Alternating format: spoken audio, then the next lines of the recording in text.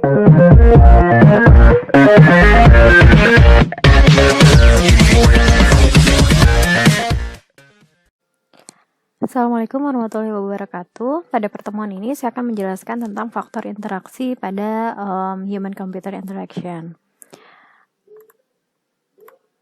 Oke, overview dari materi kita adalah membahas tentang model interaksi. Itu akan membantu memahami apa yang sedang terjadi dalam interaksi antara pengguna dan juga sistemnya. Interaksi menerjemahkan antara apa yang diinginkan pengguna dan apa yang akan dilakukan oleh sistem. Nah, di sini ada kaitannya juga terkait ergonomi. Ergonomi ini melihat karakteristik fisik dari interaksi dan bagaimana hal ini mempengaruhi keefektivitasannya. Dialog antara pengguna dan sistem juga dipengaruhi oleh gaya interface-nya. Maka untuk menghasilkan interaksi yang baik, kita harus memahami bagaimana manusia berperilaku, kemudian sistem kerja interaksi manusia dan juga dan sistem kerja komputernya. Dialog manusia dan sistem itu dipengaruhi oleh interface. Nah, tingkat komunikasi mungkin dari awal ada yang namanya batch processing. Nah, di batch processing ini dia tingkat komunikasinya dialog manusia dengan si sistem itu tidak perlu input user. Kemudian ada juga direct manipulation and virtual reality. Ini jenis komunikasi interface yang dikontrol langsung oleh manusia. Nah, saya akan coba menjelaskan beberapa paradigma dalam interaksi. Nah, mungkin dari awal sekali munculnya komputer dan bagaimana cara berinteraksinya, yaitu dimulai dengan adanya batch processing. Seperti input pada batch processing ini, di mana pengguna menyediakan semua data di komputer itu sekali, dan kemudian meninggalkan komputernya untuk melakukan tugasnya. Nah, pendekatan tersebut melibatkan interaksi pengguna dengan komputer, tapi tidak mendukung banyak tugas. Nah, kemudian muncul lagi yang namanya time sharing, kemudian ada networking, di situ pertama kali munculnya email, kemudian ada graphical display, muncul lagi microprocessor, kemudian muncul lagi WWW ya. Terus kemudian muncul lagi cloud computing, kemudian muncul lagi human robot interaction, kemudian muncul lagi tablet top computing. Nah, sampai dengan sekarang, era yang sekarang ini muncul virtual dan augmented reality.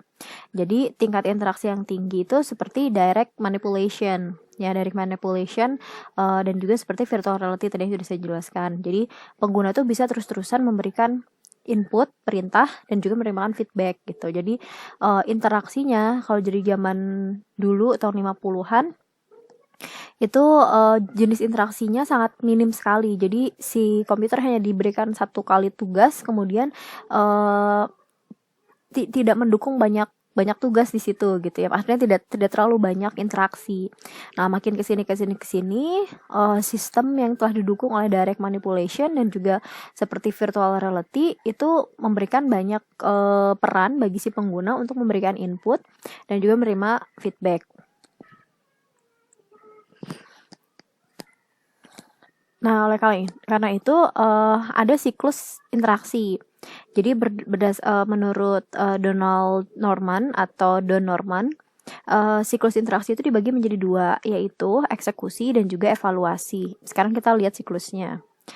Nah, yang pertama adalah untuk siklus yang pertama adalah execution ya. Jadi yang pertama tuh sebenarnya menentukan dulu tujuannya. Yang pertama adalah kita nentuin dulu tujuannya. Nah, kemudian kalau kita lihat di sini ya, lihat di sini bagiannya, yang pertama kita menentukan tujuan atau goalnya, kemudian execution.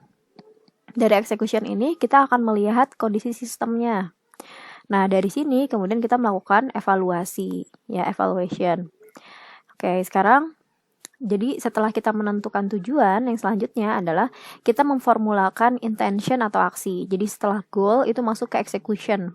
Di execution ini apa saja yang dilakukan? Yaitu memformulasikan intention atau aksi. Jadi kita menentukan aksi yang akan dilakukan untuk mencapai tujuan. Kemudian setelah itu menerapkan rangkaian aksi dalam interface-nya. Nah, setelah itu baru eksekusi, melakukan aksinya. Gitu ya. Jadi kalau di execution itu kita punya 3 langkah, yaitu memformulasikan intention atau aksi, kemudian menetapkan rangkaian aksi dalam interface-nya, kemudian eksekusi melaksanakan aksi. Nah, Setelah itu di tahap evaluation, nanti kan di execution itu nanti kita lihat kondisi sistemnya nih. Kita lihat kondisi sistemnya seperti apa setelah execution. Setelah itu dia akan masuk ke evaluation. Di evaluation ini kita melihat kondisi sistem. Ya, jadi kita melihat kondisi sistem dari proses execution itu tadi. Kemudian kita menginterpretasikan kondisi sistem tersebut. Selanjutnya mengevaluasi kondisi sistem sehubungan dengan goal dan intentionnya. Nah, jadi ini adalah siklus dalam interaksi. Jadi kita bagi dua, yaitu ada eksekusi dan juga evaluasi, di mana langkah terdapat 7 langkah dari mulai menetapkan tujuan. Poin 2 sampai 4 ini adalah langkah untuk execution, kemudian 5 sampai 7 ini adalah langkah untuk evaluation. Nah, kalau saya kasih sedikit contoh, ini berdasarkan dari bukunya Don Norman. Jadi Norman ini dia menggunakan contoh yang sangat sederhana ya dalam menjabarkan siklus interaksi ini. Misalkan dia bikin simple sederhananya itu adalah menyalakan lampu ya sebagai ilustrasi dari siklus tersebut. Jadi misalkan kamu bayangkan pada sore hari nih kamu duduk gitu ya, kamu duduk sambil baca gitu. Terus kamu memutuskan bahwa kayaknya saya butuh cahaya lampu nih gitu, butuh tambahan lampu nih gitu, karena mungkin sudah agak sedikit gelap gitu ya. Nah, maka di situ kamu menentukan tujuan. Ya, jadi pada saat kamu menentukan tujuan di mana pada saat kondisi tadi saya mau menambahkan pencahayaan ruangan gitu ya, menambahkan pencahayaan ruangan. Nah, dari tujuan tersebut ya, dari tujuan tersebut kemudian kita memformulasikan intention, kita memformulasikan aksi kan gitu ya.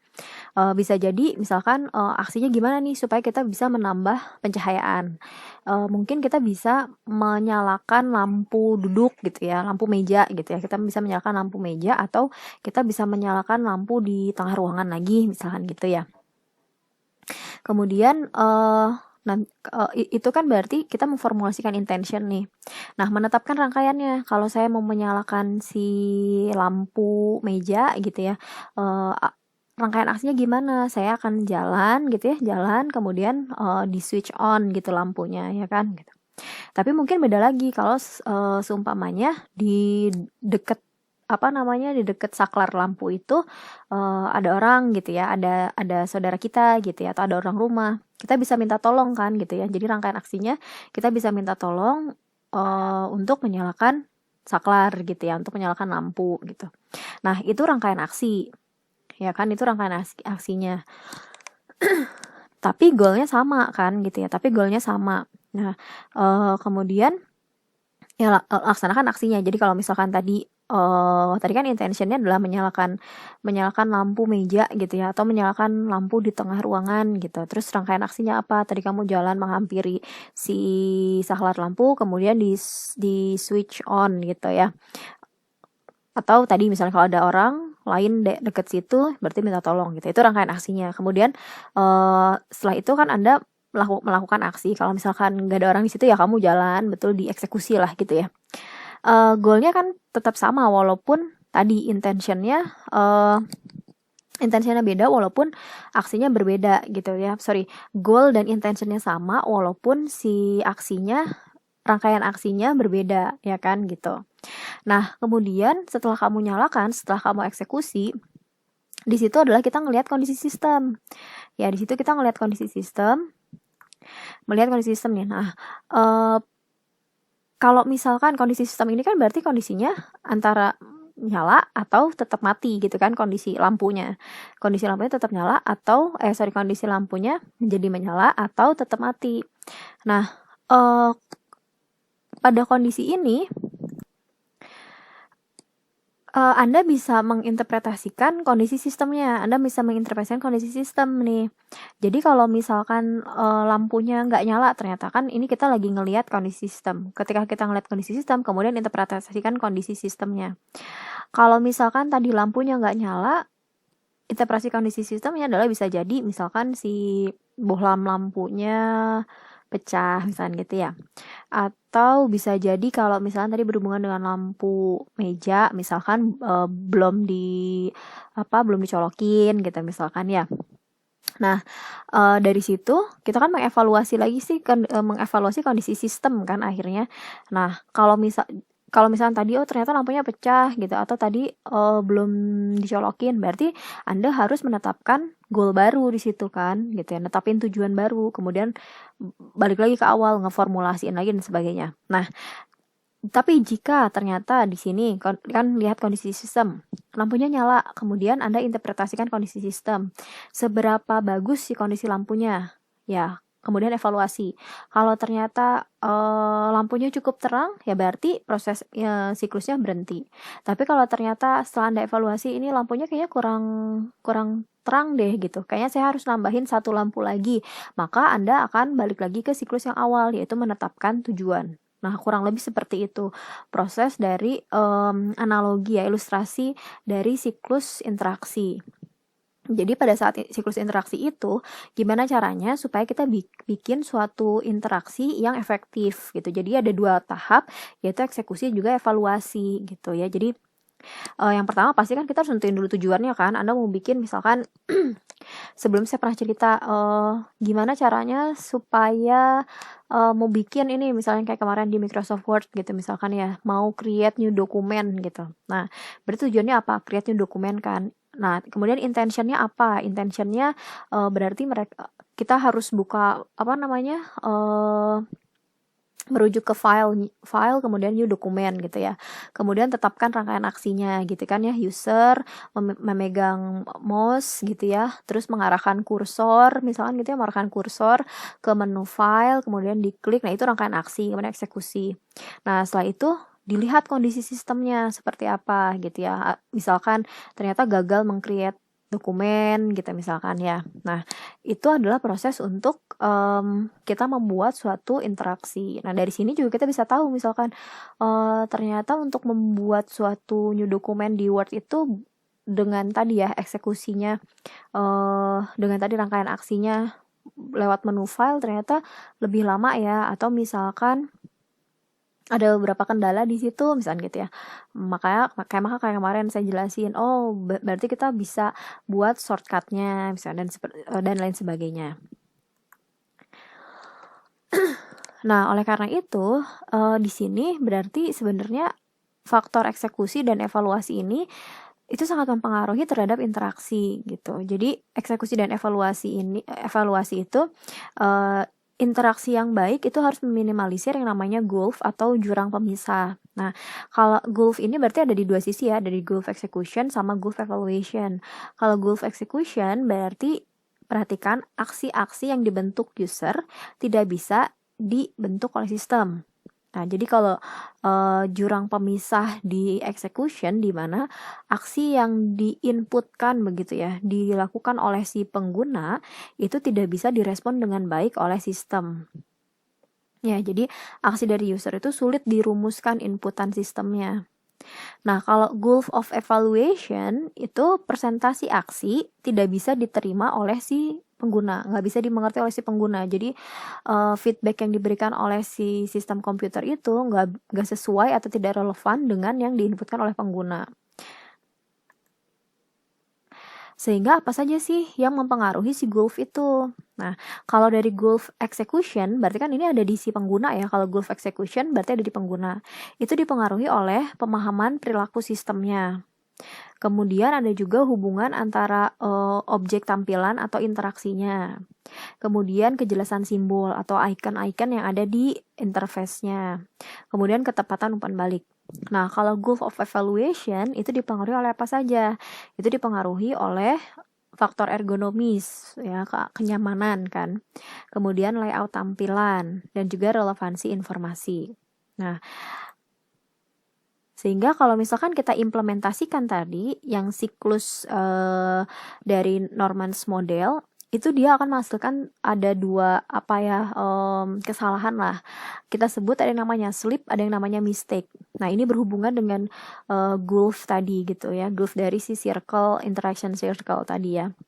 Nah, kesalahan dari si manusia itu sering dikelompokkan jadi 2. Ada yang namanya slip, ada yang namanya mistake atau kesalahan. Kita bisa membedakan ini tuh berdasarkan dari Norman's Gulf-nya.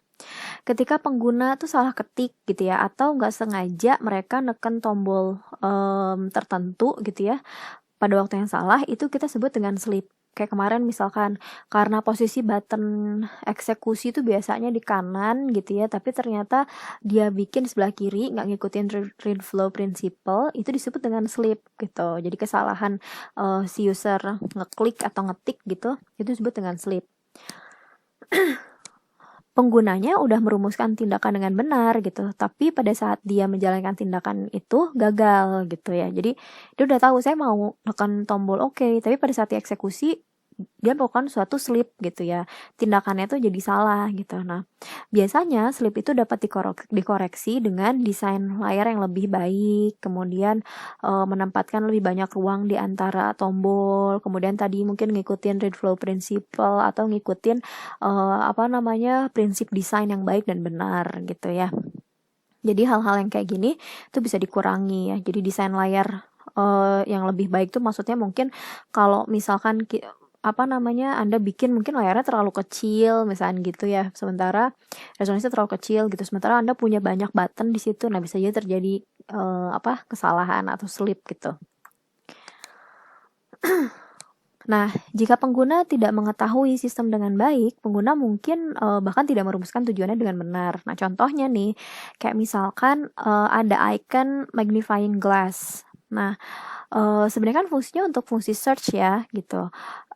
Ya, jadi magnifying glass gitu. Jadi, fungsinya adalah untuk memperbesar teks, tapi jadi multitafsir gitu. Karena ada beberapa fitur yang magnifying glass itu tujuannya adalah untuk search ya. Nah, ya kan, jadi simbol si ikonnya kan sama-sama kayak kaca pembesar gitu kan. Nah, kalau Anda lihat di beberapa icon memang digunakan untuk proses search gitu. Tapi kalau khusus untuk yang magnifying glass itu ya tujuannya untuk memperbesar teks. Nah, ini tuh jadi salah. Ini disebut dengan mistake atau kesalahan. Atau kayak kemarin atau yang sebelumnya saya pernah tunjukkan di Microsoft Word ada format painter, di situ ikonnya adalah gambar kuas atau sapu gitu ya. Waktu itu saya tanya kalian menafsirkan si icon itu tujuannya adalah untuk menggambar, ada yang tujuannya adalah untuk nge-cut gitu ya, membersihkan, mendelete suatu teks gitu. Ternyata si format painter itu tujuannya adalah untuk menyamakan format suatu teks di Microsoft Word. Nah, itu kita sebut dengan kesalahan atau mistake. Jika kita menemukan bahwa sebuah interface mengarah ke kesalahan, penting buat kita pelajari ini slip atau mistake ya gitu. Karena ternyata perilakunya akan berbeda. Kalau tadi misalkan ternyata ini slip ya, maka tadi yang kita lakukan, Anda perlu melakukan redesign gitu mungkin ya. Anda perlu melakukan resolusinya mungkin diperbesar dan sebagainya tadi ya. Tapi kalau misalkan terjadinya mistake, itu berarti membutuhkan pemahaman yang lebih baik nih terhadap sistemnya gitu. Jadi mungkin memerlukan redesign yang besar-besaran secara radikal gitu, atau perlu melakukan pelatihan yang lebih baik terhadap penggunaan sistemnya. Nah, mungkin metafora yang sama sekali berbeda itu digunakan oleh si pengguna. Jadi kita penting juga menganalisis kesalahan-kesalahan yang dilakukan oleh si user ini masuk ke slip atau ke mistake gitu. Jadi kalau misalnya tadi saya jelasin magnifying glass atau misalkan kayak tadi format painter, mereka kan jadi multitafsir ya gitu. Gimana caranya kita bisa ngasih pelatihan gitu kan ya, memberikan manual prosedur, menjelaskan manual booknya gitu ya, atau bahkan redesign secara radikal lah gitu kalau misalkan terjadi mistake gitu. Tapi kalau misalkan tadi berupa slip, nah mungkin masalah layoutnya dibenerin gitu ya, itu mungkin lebih mudah untuk kita perbaiki. Oke, nah itu adalah terkait siklus interaksi yang akhirnya muncul yang namanya Gulf execution dan evaluation, dan bagaimana akhirnya muncul namanya slip dan mistake. dari slip dan mistake itu akhirnya kita tahu gimana cara memperbaiki si antarmukanya kita. Selanjutnya adalah kerangka kerja interaksi. Nah, berdasarkan bukunya Donald Norman, interaction framework itu merupakan proses interaksi manusia dan komputer. Jadi terdiri dari 4 komponen, yaitu usernya sendiri, ada input, sistem, sama output. Nah, kurang lebih seperti ini ya. Nah, di sini user kan. Jadi mana user kan berarti akan membaca, menafsirkan informasi ya, bagaimana menggunakan sistem gitu ya, memberikan perintah untuk sistem melakukan tugas tertentu gitu kan ya, memasukkan kata atau angka ke dalam sistem gitu ya sebagai suatu data gitu ya. Nah, di sini si user ini, di sini ada faktor ergonomiknya nih di bagian user ini ya. Nah, tadi kan dia input dan sebagainya, ini masuk ke sini. Nah, di sini tuh ada yang namanya dialog. Dialog itu ada sebagai interface-nya gitu ya. Interface-nya. Jadi nanti di slide yang berikutnya ada interaction style-nya. Nah, kemudian nanti dari sini akan masuk ke sistem kan. Nah, di sistem ini nanti ya akan menampilkan hasil gitu ya di layar gitu, atau laporannya dicetak gitu ya, outputnya ya kan. Nah, nanti balik lagi kan ke user. Nanti user mengevaluasi, menanggapi, kemudian mengoreksi jika terjadinya kesalahan. Nah, ini kita sebut sebagai framework dari human computer interaction. Jadi dari user di sini ada beberapa faktor ergonominya. Ergonomi ini mungkin berhubungan juga dengan interface dan juga lingkungan sekitarnya. Nah, di sini kan input ya, input di sini ada dialog. Nanti di sini berhubungan dengan si output, kemudian dikembalikan lagi ke usernya. Nah, tadi kalau kita bahas ada di bagian user itu ada ergonomik. Ergonomik itu apa sih? Ergonomik ini adalah bidang ya, ilmu yang menangani desain peralatan gitu ya, dan juga tugas yang cocok dengan kapabilitas manusia dan keterbatasannya. Biasanya ergonomi ini berhubungan dengan kenyamanan dan keamanan kerja. Mungkin beberapa iklan di TV, iklan produk di TV gitu ya, biasanya mereka suka mengusung gitu, terutama mungkin seperti yang berhubungan dengan kenyamanan pada si produk dan keamanan, mereka selalu munculkan kata-kata ergonomi gitu ya. Jadi sebetulnya kalau misalnya kita menghubungkan ergonomi dengan karakteristik fisik interaksi, itu adalah bagaimana mengkontrol gitu, bagaimana merancang suatu lingkungan fisik tempat interaksi terjadi, tata letaknya, kemudian kualitas fisik dari monitornya gitu ya. Nah, biasanya fokus utamanya adalah pada kinerja pengguna dan bagaimana si antarmuka itu meningkatkan atau bahkan mengurangi dari hal-hal yang tidak diinginkan gitu. Nah, dalam usaha mengevaluasi aspek-aspek interaksi ini, ergonomi tentu saja gitu ya menyentuh batasan psikologi dan sistem manusia. Jadi dengan ergonomi ini terdapat beberapa hal yang perlu kita perhatikan terkait antarmuka dan juga lingkungan sekitar ya, lingkungan sekitar si user ketika berinteraksi dengan sistem. Nah, jadi ada yang namanya pandangan ergonomi. Pandangan ergonomi ini terkait dari pengaturan kontrol juga tampilan. Misal nih, kayak kontrol itu dikelompokkan berdasarkan fungsi dan frekuensi penggunaan atau secara berurutan. Ya, jadi kayak fitur-fitur menu gitu ya. Nah, itu biasanya kita kontrol dengan cara mengelompokkan itu. Kemudian kalau lingkungan sekitar ini biasanya terkait dengan pengaturan tempat duduk ya, beradaptasi untuk mengatasi semua ukuran pengguna. Misalkan juga kayak perubahan bentuk mouse dan juga keyboard dari masa ke masa. itu kan ada perubahannya tuh. Mereka lakukan perubahan supaya secara ergonomi itu semakin baik ya, semakin nyaman, aman digunakan oleh si pengguna. Jadi gak hanya sekedar masalah estetika, mereka bikin mouse bentuknya sekarang kayak begitu, atau keyboard sekarang susunan hurufnya kayak begitu, karena ternyata ini berpengaruh juga terhadap si keamanan dan kesehatan gitu ya, kenyamanan gitu. Kenyamanan itu berarti berhubungan dengan masalah mereka berinteraksi kan gitu. Kalau ternyata mereka banyak melakukan kesalahan, ya udah pasti mereka sebenarnya nggak nyaman gitu ya berinteraksi dengan sistem gitu. Nah, jadi ergonomi itu mengatur masalah itu. Nah, masalah kesehatan gitu ya, posisi fisik, kondisi lingkungan, pencahayaan, kebisingan, itu juga cakupan ergonomi.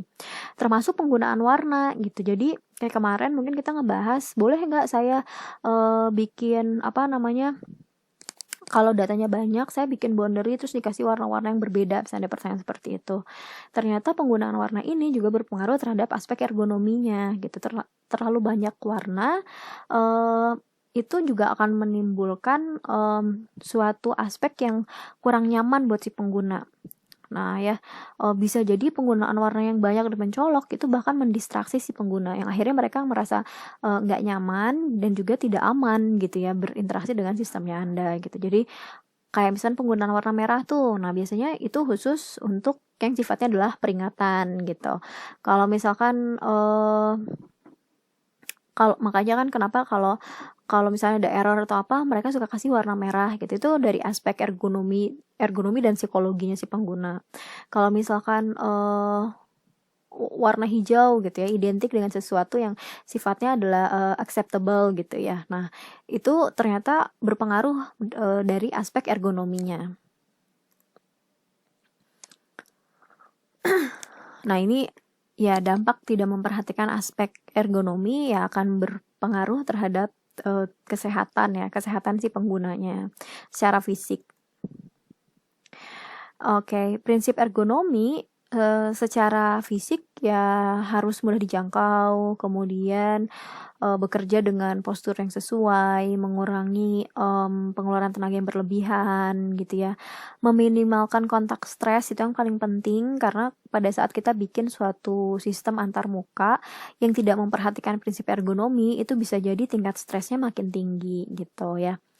Kemudian kalau dari aspek kognitifnya, si prinsip ergonomi ini juga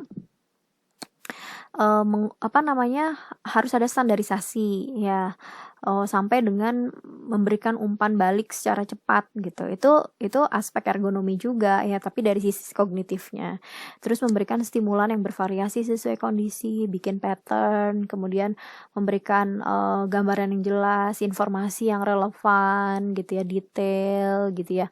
Terus menghubungkan aksi dengan persepsinya dan sebagainya. Nah, hal-hal itu kita sebut dengan prinsip ergonomi. Jadi prinsip ergonomi itu nggak hanya secara fisik ya. Kalau misalnya di desain produk gitu, mereka mengenal aspek ergonomi karena mereka kan mau bikin suatu benda gitu ya, suatu ya katakanlah misalnya mereka mau bikin suatu furnitur gitu, kursi gitu misalnya, mereka memperhatikan tuh aspek ergonominya, gimana supaya si kursi itu nyaman, aman digunakan oleh si pengguna gitu, walaupun si desainnya aneh-aneh gitu misalnya. Nah sama, kita juga kalau dari sisi antar muka, gimana caranya ketika si user berinteraksi dengan sistem kita, itu mereka nggak ngerasa kayak stres menggunakan sistem kita. Tadi misalkan pemilihan warnanya harus diperhatikan, kemudian tadi layoutingnya gitu ya. Maka kita harus lihat dulu tadi, mundur lagi terhadap siklus interaksinya. Jadi kita harus memperhatikan goalnya, executionnya, dan evaluasinya. Kemudian pada saat proses evaluasi kita harus lihat nih ada yang namanya goal of execution dan evaluation. Dari situ kita bisa memisahkan antara slip dan juga mistake gitu ya. Nah, dan bagaimana cara penanganannya. Nah, ini adalah sekilas materi terkait si faktor interaksi. Nah, untuk slide yang berikutnya, saya minta Anda baca dari bukunya Ben Shneiderman.